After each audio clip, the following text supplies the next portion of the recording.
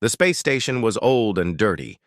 Its metal walls were rusted, its lights flickered, and the air smelled like burnt oil and alien sweat. This place, called Torgon's End, was far from any law. Only smugglers, pirates, and poor traders came here. Inside a noisy bar named the Rusty Tank, loud voices filled the room. Alien laughter, music from a broken jukebox, and the clinking of metal cups echoed all around. Jack Carver sat alone at a corner table, his back against the wall, watching. Everyone. Jack was a human, tall, a bit rough-looking, with short black hair and a long brown coat. His hands were covered in oil and engine burns. He was a mechanic. He fixed broken ships for little money. Today he had just one credit left, only enough for one drink. He looked tired. His ship, the Rust Bucket, was falling apart. His last job didn't pay well, and now even his food supply was low. Still, he kept going. That was just who Jack was. He didn't give up. The bartender, a big slug-like alien, slid a cup across the table. "Your usual, 1 credit." Jack nodded and took the drink. It was strong, bitter, and warm. Not good, but it was all he could afford. Then something strange happened. A drunk alien stumbled into the bar. He was tall, thin, and his scales were peeling. He dragged 2 small figures behind him, both in chains. The bar went quiet for a moment. "2 rare slaves!" the drunk alien shouted, waving his cup. "Who wants them? They're useless but pretty." "I'll trade them for 1 drink," everyone laughed. Some shook their heads. Others made rude jokes. Jack looked closer. The 2 girls were young. One had smooth silver skin, bright green eyes, and insect-like arms. The other had soft purple fur, big golden eyes, and a long tail. Both looked thin, tired, and scared. They were not from the same species, but both were clearly intelligent. Their clothes were torn, their wrists were chained. Jack stood up slowly. He didn't like this. The drunk alien staggered toward him. "You, human. Want them? 1 drink? That's all?" Jack stared at the girls. They looked at him, not begging. Just empty, like they had given up. Without thinking, Jack pushed his drink toward the alien. "There," he said. 1 drink." The alien laughed, grabbed the cup, and dropped the chains at Jack's feet. "They're yours now." He drank and stumbled away. The 2 girls stood still, looking at Jack with wide eyes. "You're free now," Jack said softly. "I don't want slaves." They didn't move. Jack crouched down. "Do you understand me?" The insect girl blinked. You gave a drink for us?" Jack nodded. "Yeah, but I didn't buy you. I just didn't want to see that." The purple-furred girl whispered. "You're human?" "Yeah. Name's Jack." The insect girl tilted her head. "I'm Lyra." The other said, "Zini?"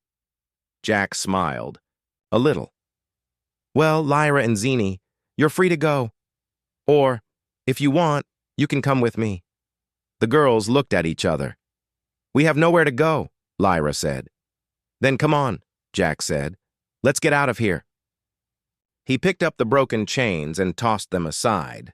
They followed him out of the bar into the dark hallways of the station. Jack's ship, the Rust Bucket, was docked at the lowest level of the station. It was old, scratched, and had many dents. But it still flew, most of the time. Inside, the ship was small. Just 2 rooms, an engine bay, and a tiny cockpit. Jack led the girls to a small bench with soft blankets. "You can rest here," he said. "I'll make something to eat." Lyra and Zini sat down slowly, still unsure. Jack went to the small kitchen and made warm soup from powder and water. He handed them bowls. They ate fast. It was clear they hadn't eaten in days. After eating, Zini curled up in the corner, her tail wrapping around her legs. She looked more relaxed now. Lyra watched Jack work on a broken panel near the engine. "You fixed this ship yourself?" she asked. "Mostly," Jack replied. "Got it cheap. Did the best I could. You're alone? She asked. Always been, Jack said. Lyra nodded slowly. We were taken from our homes when we were young. Sold many times. Jack's hands paused. I'm sorry, he said. No one ever said that before, Lyra whispered. Later that night, Jack gave them each a blanket and a space near the warm engine room. He slept in the cockpit. In the morning, when he woke up, the engine was humming better than ever. He walked back and saw Lyra holding a tool. I adjusted the cooling line. It was leaking, she said. Jack blinked. You're an engineer? I was before. Thanks, he said. Zini brought him a small cup of warm tea. I found the herbs in your supplies. Jack took it, surprised. You didn't have to. We want to help, Zini said softly. You're the first person who was kind to us. Jack smiled. All right then, you're part of the crew now. They smiled back. Over the next few days, things changed quickly. Lyra helped fix broken circuits, engines, and systems Jack thought were impossible to repair.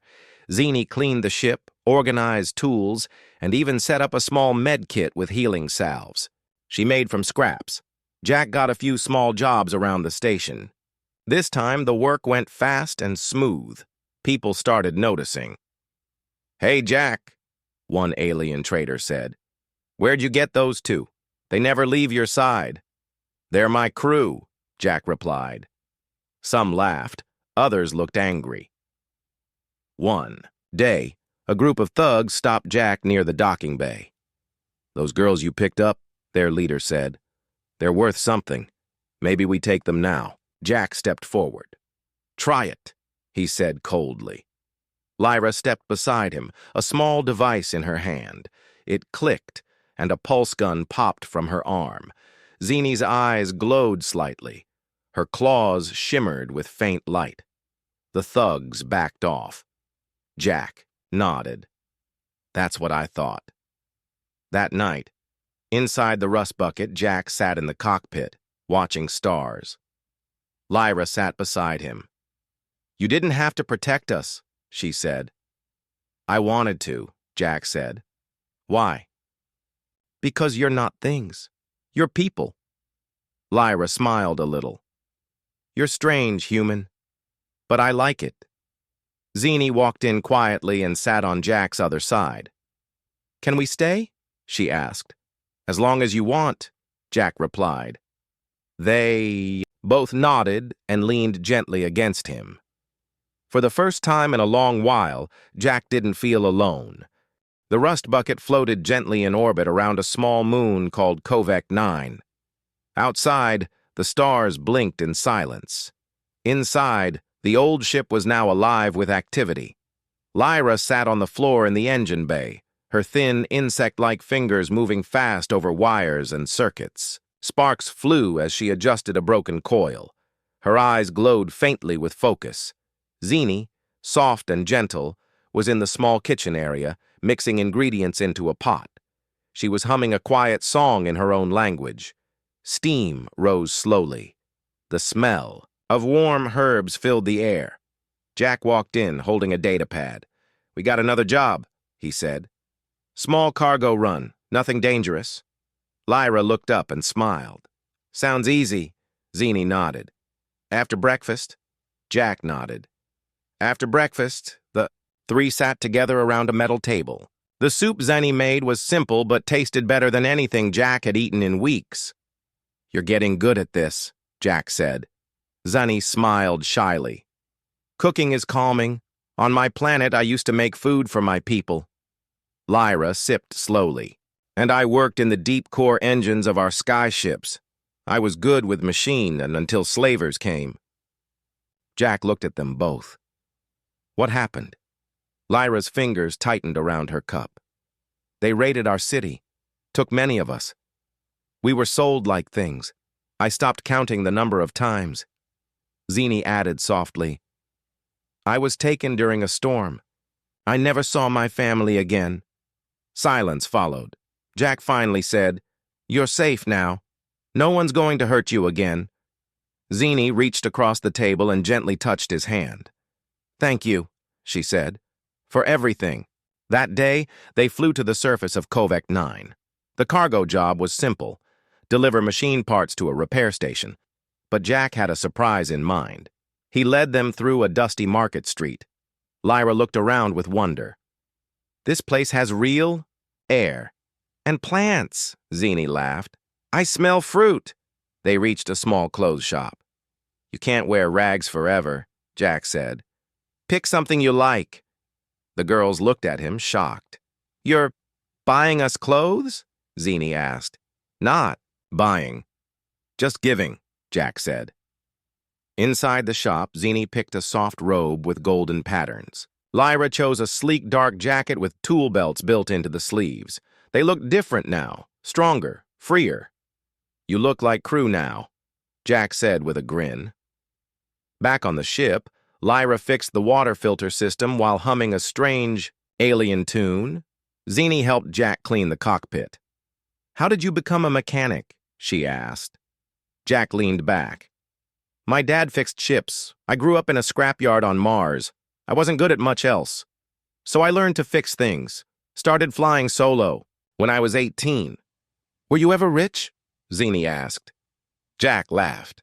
Not even close. But I had freedom. Zini smiled. Now we do too. At night they sat together under the ship's roof hatch. Jack opened it and stars filled the view. Human skies are so wide, Lyra said. Jack looked up. I guess they are. Zini leaned on Jack's shoulder. What do humans believe about stars? Jack thought for a moment. Some say they're holes in the sky where light shines through. Others say each one is a world. Me? I think each star is a chance to find something better.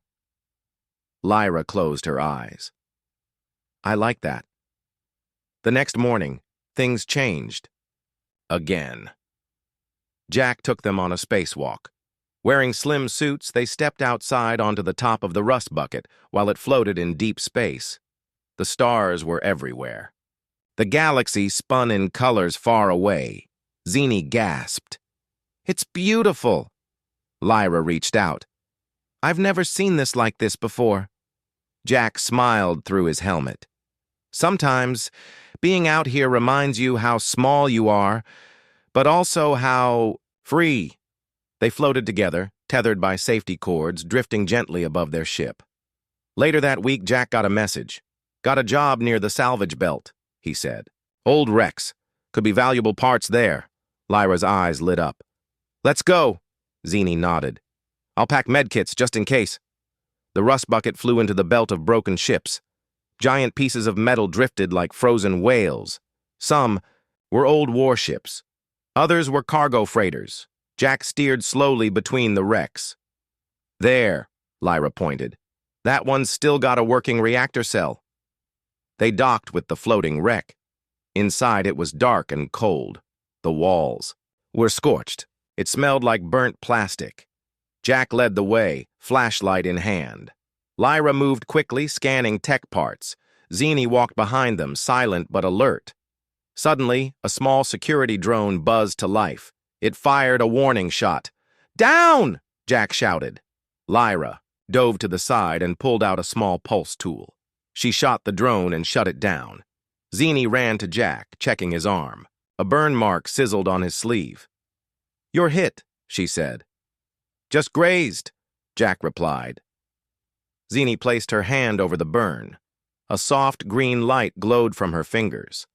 The pain faded. Jack stared at her. What was that? Zini looked nervous. It's something I can do. My people were healers, but we were told to hide it. Jack touched her hand gently. Never hide what makes you special, she smiled. Back on the ship, Lyra added the new parts to the engine. It's faster. Now, she said. And quieter. Jack tested it. The ship purred like a sleeping animal. You're a genius, he told her. Lyra grinned. I told you I was good. As days passed, the three worked together like they'd known each other for years. Jack taught them how to fly the ship. Lyra taught Jack how to read alien schematics. Zini taught them both calming breathing patterns. From her world, every night they shared stories. Jack spoke of Earth and oceans. Lyra told tales of sky cities. Zini described glowing forests that sang in the wind. Together, they laughed, worked, and learned. One evening they were eating when someone knocked on the ship's hull. Jack opened the hatch. 3 strangers stood outside. All wore dark armor. "You've got something that belongs to us," the leader said. Jack stepped outside slowly. "I don't think so." "The girls. We tracked them. They're rare hybrids, worth thousands." Jack's jaw tightened. "They're not property." The leader laughed.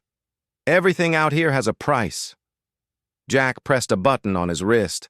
Behind him, the rust bucket's outer cannons locked onto the strangers. Lyra appeared at the door with her tool arm glowing.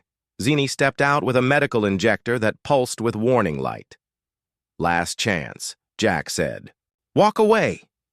The strangers looked at the weapons. They backed off. "This isn't over," the leader warned. Jack didn't answer. That night, Zini looked worried. "They'll come back," she said. "I know," Jack replied. Lyra sat on the edge of the bed. "Then we get ready." Jack nodded. "Next time, we won't just scare them. We'll make sure they don't try again." Zini touched his arm. "Why do you protect us so much?" Jack looked at them both. "Because you're not just passengers. You're part of this crew. My crew." They smiled. Lyra said, "We're with you. Always." Under the stars, aboard a small ship in the middle of a big galaxy, 3 souls found something more valuable than money, power, or freedom. They found each other, and that was just the beginning. The rust bucket glided through deep space, stars shining around it like diamonds. Inside the ship, things felt peaceful. But Jack knew peace never lasted long in this part of the galaxy. He sat in the cockpit, reading a message on his old data pad. "Job offer," he muttered. Lyra walked in, wiping grease from her hands. "What kind of job?" Jack looked at her. "Someone's offering big credits to recover tech from a derelict warship drifting near the Lazak Rift." Zini appeared at the door. "Is it safe?" Jack frowned. "Probably not." Lyra leaned forward. "Old warships mean good tech. We could use the money." Zini nodded slowly. "If we're careful, we'll be okay." Jack sighed. "All right, but the moment things go bad, we leave." He set the course. The stars outside blurred as the ship jumped to light speed. The Lazak Rift was a strange place. Broken moons floated like shattered eggshells. Gas clouds swirled in purple and blue colors. The remains of many ships drifted there, ships from old battles long forgotten. Jack slowed the rust bucket as they reached the coordinates. "There it is," he said. A massive warship, black and silent, floated ahead. Its hull was cracked, lights were dead. No sign of life. "It looks empty," Lyra said, scanning it. "Still," Jack warned, "keep your guard up." They docked on the side of the old warship. Jack, Lyra, and Zini stepped into the airlock wearing light armor and carrying tools. Inside, the ship. It was dark. The air smelled stale.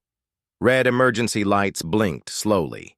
They walked down metal halls filled with debris. Some walls had blast marks. Other parts were covered in strange writing. Jack found a control panel. "Power's dead," he said. "Lyra?" She stepped forward and connected a device to the panel. Sparks flew and the lights flickered. "Partial. Power restored," she said. Doors opened ahead, leading deeper inside. They moved carefully.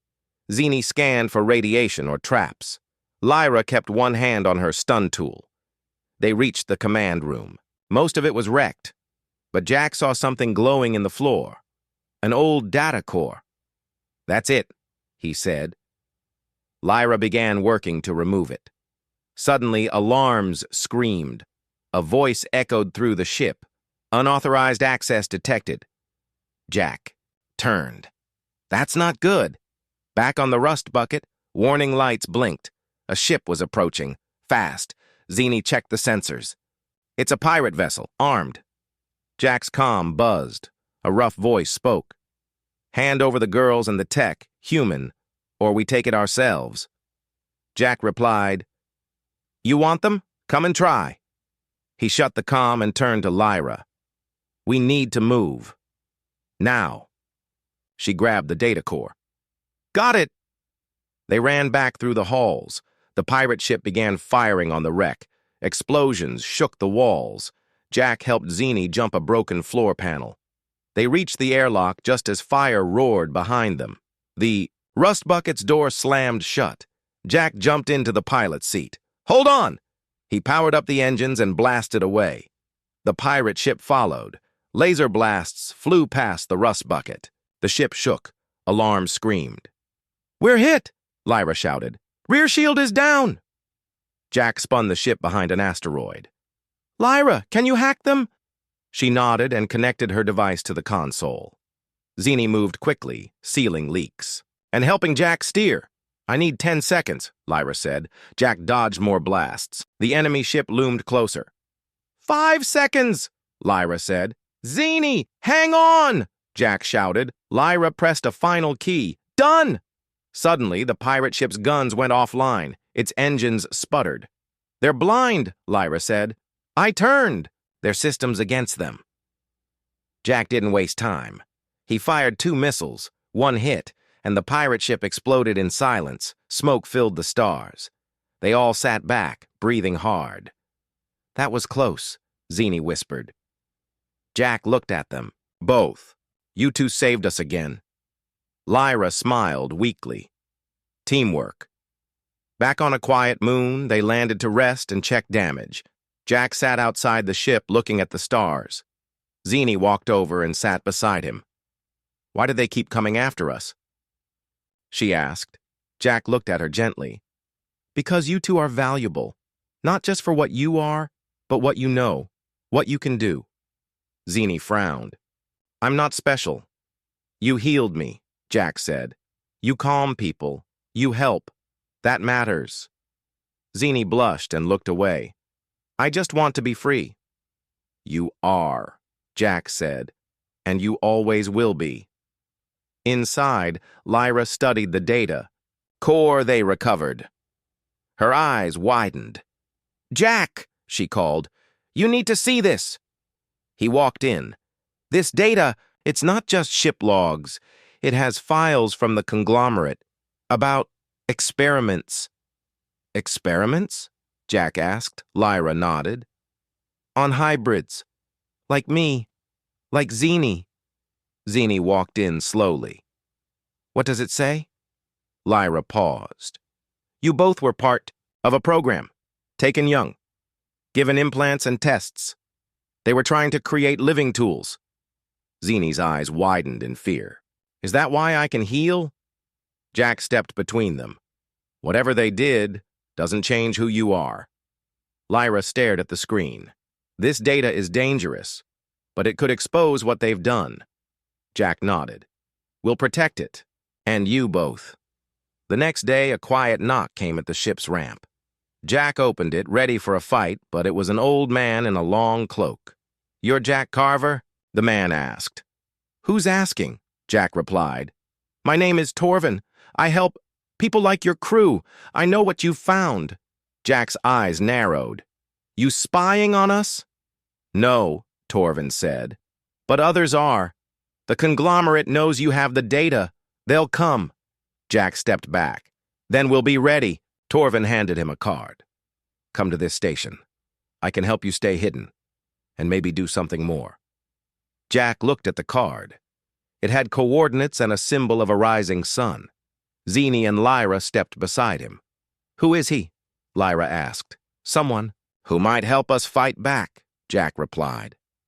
Later that night, the crew sat in the cockpit. We don't have to do this, Jack said.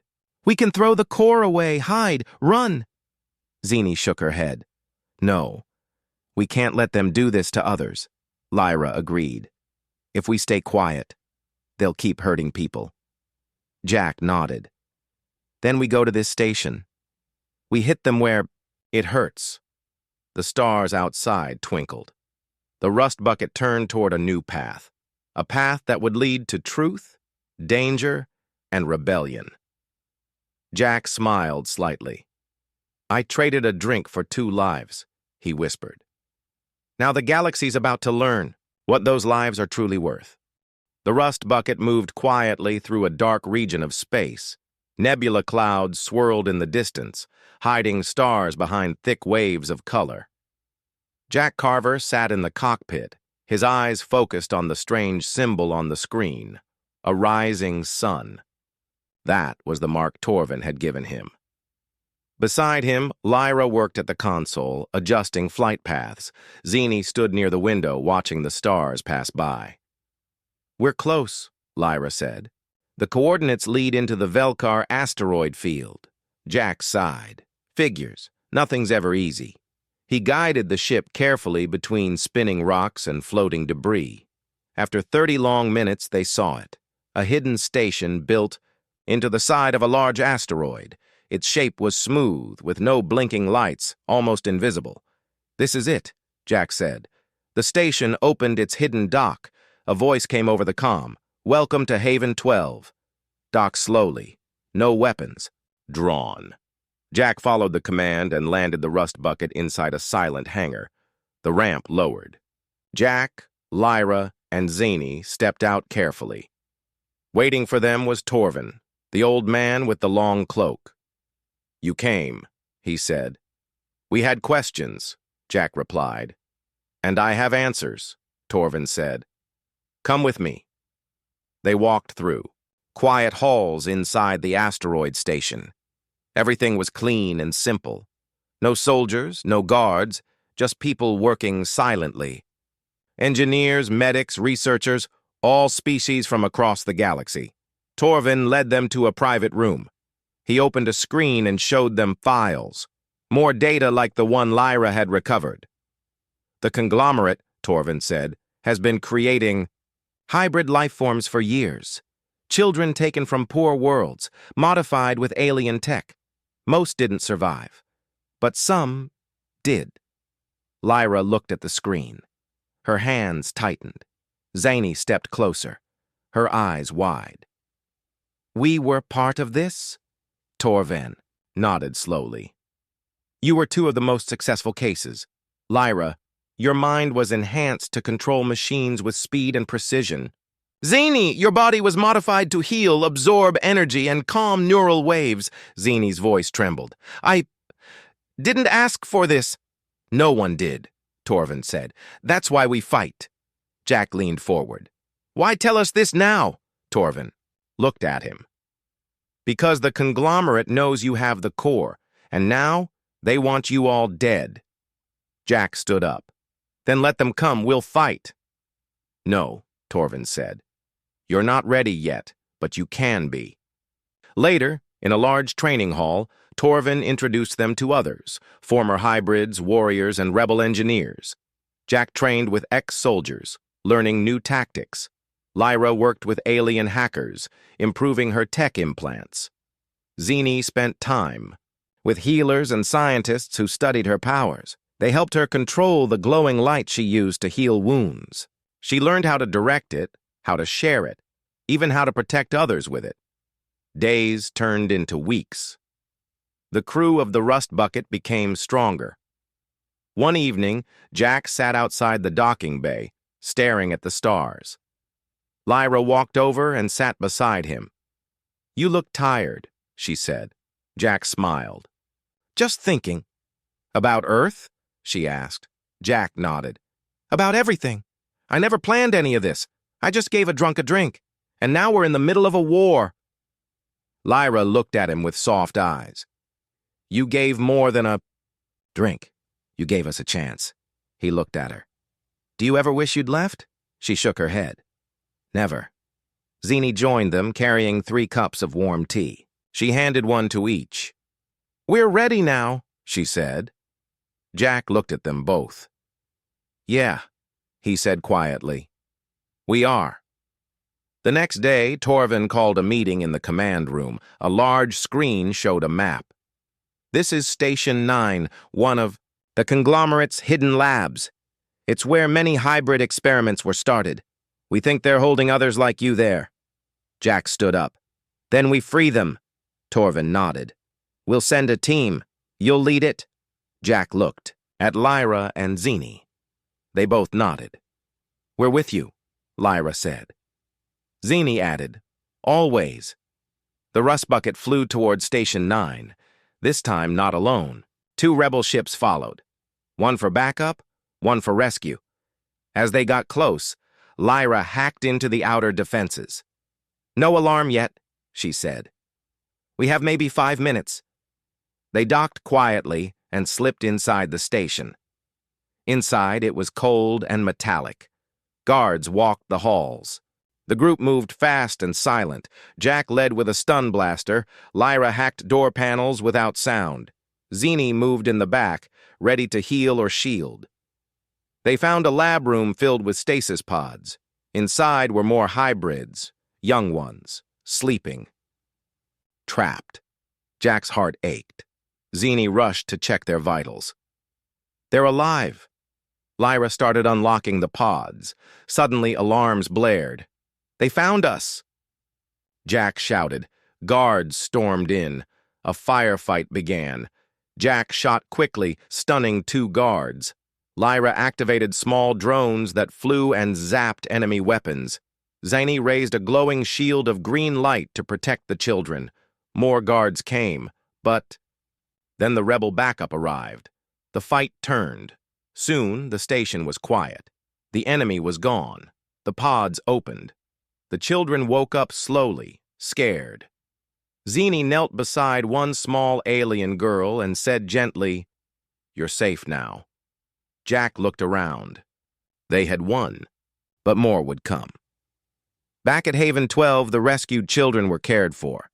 Jack stood in the med bay watching Zini sing to the younger ones. You're good with them, he said. She smiled. They remind me of who I used to be. You're more than that now, Jack said.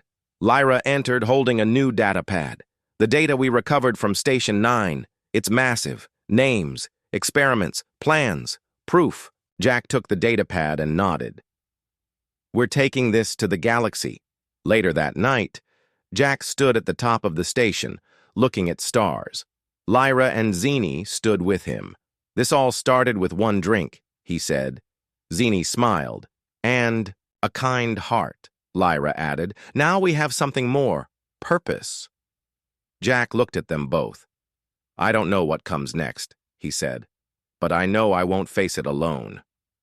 Zini leaned on his shoulder. Lyra held his hand. Together, they watched the stars, ready for whatever came next. Jace sat near the campfire on the edge of the jungle planet. The orange flames danced, casting long shadows. The sky above was full of stars, and 2 moons glowed softly. Beside him sat Lyra and Vexa, the 2 alien girls he had once bought for. A single drink. But now they were more than companions. They were his friends, his family. The mission on Velmora was over. The warlord they had exposed was arrested by the Galactic Patrol. The data cube they recovered showed many secrets about a larger criminal network. Because of this, Jace, Lyra, and Vexa were now targets. But they didn't run. They fought, and they won. But peace didn't come easy. Do you think we'll be safe now? Vexa asked. Her voice was soft, but her bright eyes held strength. For a while, Jace answered. He looked at her and smiled. But even if danger comes, we're ready. Lyra, quiet as always, handed him a small fruit from the local tree. She sat close, watching the fire. I'm glad you gave that drink to the traitor, she said. My life began that night. Vexa nodded. Mine too. Jace remembered that day clearly. It felt like a lifetime ago. A cheap drink in a dusty outpost led to a friendship that nothing could break. Suddenly, the fire flickered strangely. A shimmer passed through the air. Jace stood quickly, his hand on his plasma pistol. Lyra and Vexa stood beside him, alert. From the shadows, a strange ship descended, silent, smooth, and black as night. The air around it rippled like water. It landed gently near them. A tall alien stepped out. She wore a silver uniform, and her eyes glowed like crystals. Her voice echoed even though her mouth barely moved. "Jace Arden," she said. "I am Commander Soraya of the Galactic Defense Corps. We've been watching you three." Lyra stepped forward. "Why?" Soraya looked at her and smiled gently. "Because you're not just survivors. You're protectors. You stopped a criminal empire with no army, no orders, just heart." Vexa raised an eyebrow. "What do you want from us?" Commander Soraya walked closer. "A choice." Jace narrowed his eyes. "What kind of choice?" "There is a growing threat far beyond this system," Soraya explained. "Unknown ships destroying colonies. People vanish without trace. We need people like you, brave, loyal, clever." Jace felt the weight of the moment. "You want us to join?" "Yes," Soraya said. "But only if you choose to. We won't force you." Jace looked at Lyra and Vexa. The girls didn't speak. Their eyes met his. He saw fire in their souls. They were not slaves anymore, not passengers. They were warriors now. "We'll need time," Jace said. "Of course," Soraya replied. She handed him a small device. "Press this when ready. We'll come." The ship rose and disappeared into the sky. Silence fell again. The next few days were quiet. They moved deeper into the wild forest, hiding from possible danger. They hunted, gathered food, and fixed their ship. One night, Jace found Lyra sitting on a rock, staring at the stars.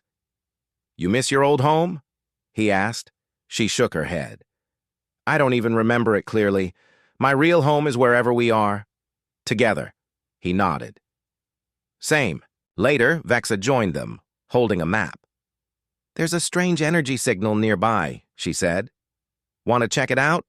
Jace smiled. "Always." They followed the signal through thick trees and strange glowing plants. Finally, they found a large alien ruin buried under vines and roots. The energy came from a crystal floating in the center of the ruin. "It's a message," Vexa said, touching the crystal. A hologram appeared.